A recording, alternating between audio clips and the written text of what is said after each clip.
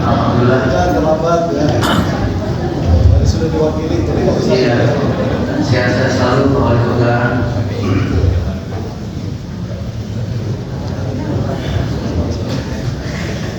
Seperti yang harapan kita dalam Al-Quran, Baldatu, Thayyibatu, wa Rabbul Ghafur. Negeri yang baik. Baldatu Thayyibatu, wa Rabbul Ghafur. Dan Tuhan yang Maha Pengampun. Itu tidak akan hadir kalau kitanya tidak beriman dan bertakwa kepada Allah Subhanahu. Maka konsep Baldatu Thayyibatu wa Rabbul Ghafur ini kita harus turunkan dalam konteks Jam'iyatun Thayyibatun Mubarakatun wa Rabbul Ghafur. Organisasi Muhammadiyah ini adalah organisasi yang sudah baik, maka kita harus jaga kebaikan-kebaikan tersebut. Kita jaga berkahan Allah itu terus turun kepada kita, sehingga Allah Maha Mampu dan memberikan pertolongan dan kemenangannya untuk kita, baik dalam konteks umat Islam sebagai warga bangsa dan negara maupun sebagai penduduk ataupun warga dunia. Mudah-mudahan mobilisasi oleh para saudara Muhammadiyah, oleh para pengusaha Muhammadiyah, itu yang saya tahu dalam beberapa perspektif sejarah. Dan ini nampaknya perlu ini digeliatkan kembali, walaupun kita juga tidak menafikan para pemikir, para ilmuwan yang memang di dalamnya. Tapi dalam konteks pengembangan kesejahteraan kita tidak bisa menutup mata perlu hadirnya para saudara Muhammadiyah yang benar-benar harus hadir dan harus berikan jumlahnya. Apalagi kita saat ini kembangan isu tentang melawan isu data, kita harus melawan kekuatan ekonomi global. Sementara kita sebagai warga masyarakat Muhammadiyah yang notabene representasi umat muslim belum menunjukkan signifikansi yang besar terhadap perkembangan ekonomi. Ini yang harus menjadi catatan besar. Maka Muhammadiyah sejak utama di masa sampai hari ini tidak ada, tapi belum menunjukkan signifikansi besar terhadap perkembangan ekonomi di Muhammadiyah. Dan ini nampaknya mungkin harapan kami melalui daerah Muhammadiyah Kota Bogor dengan para generasi mudanya, para pengusaha besarnya, para stakeholder yang ada harus dibangun silaturahmi dan kolaborasi yang bersinergi untuk meningkatkan kesejahteraan. Kenapa?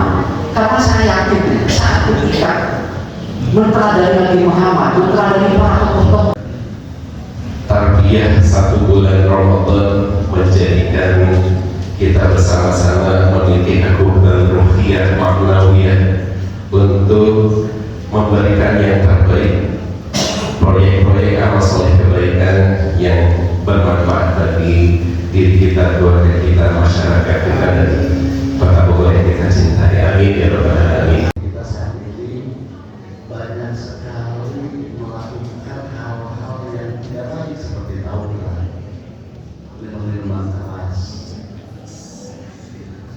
Ini Pak Wakil dengan Pak Teddy sangat konsen saat ini untuk memberantas itu. Kita sudah menghanguskan ribuan botol miras dalam kurun waktu kurang lebih 1 bulan. Ini sangat miris karena setelah kami teliti, dampak dari miras ini sangat luas. Diawali dengan miras, menistakan agama lain, menjaga agama kita sendiri sambil tidak menista agama lain. Karena itu tidak pernah diajarkan oleh Rasulullah apa orang di satu tempat misalkan sampai situ sudah dilanggar, bahkan tidak dilanggar lagi, dihancurkan.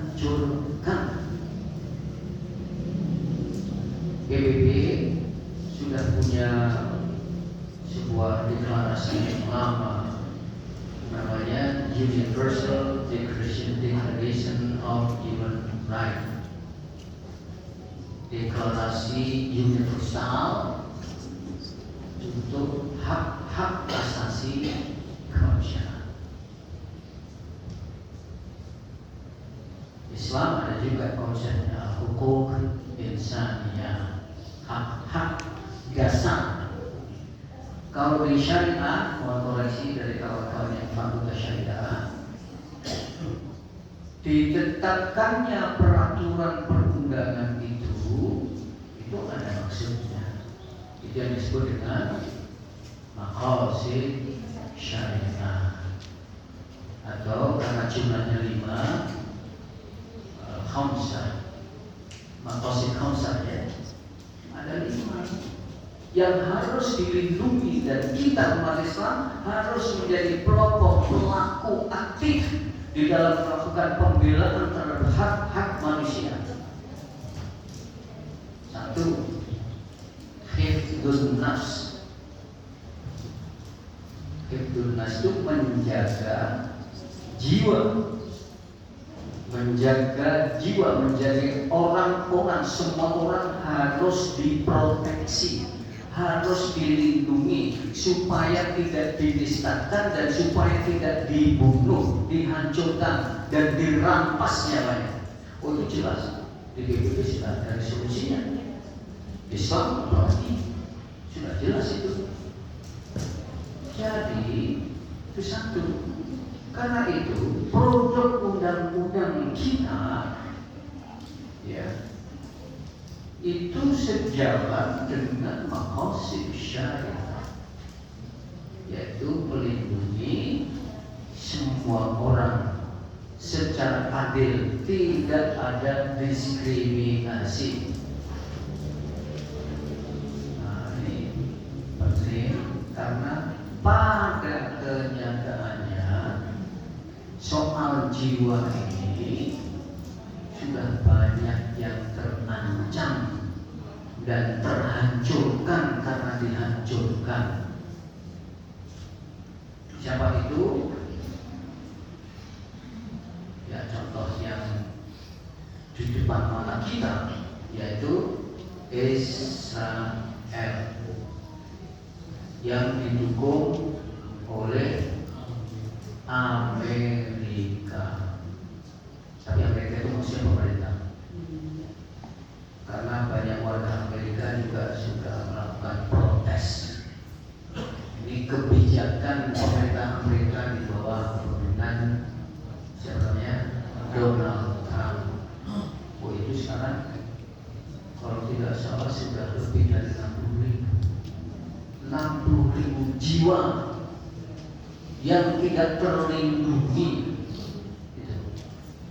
anak-anak, perempuan dan sebagainya, yang belum ditambah yang luka-luka dan mass destruction, kehancuran yang sangat masif, itu luar biasa.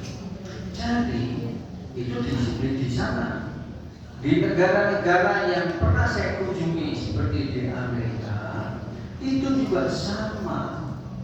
Banyak masyarakat warga Amerika sendiri yang sebetulnya belum memperoleh hak-hak kemanusiaannya sesuai dengan keharusannya.